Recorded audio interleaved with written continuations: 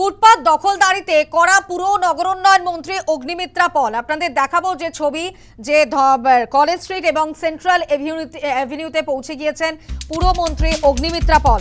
ফুটপাত দখলদারি হঠাতে সরেজমিনে তিনি পৌঁছে গিয়েছেন, পরিস্থিতি পর্যবেক্ষণ করছেন তিনি। নিকাশি ব্যবস্থাও খতিয়ে দেখবেন পুরমন্ত্রী। আপনাদের দেখাচ্ছি এই মুহূর্তে কলেজ স্ট্রিট এবং সেন্ট্রাল অ্যাভিনিউতে অগ্নিমিত্রা পল।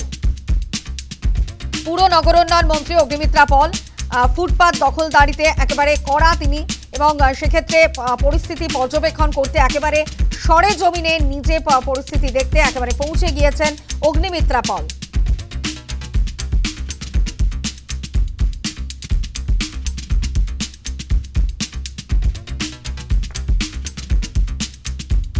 আজকে আমরা কলেজ স্ট্রিটে এসেছি। কলেজ স্ট্রিটটাকে একটু সুন্দর করে সাজাতে চাই।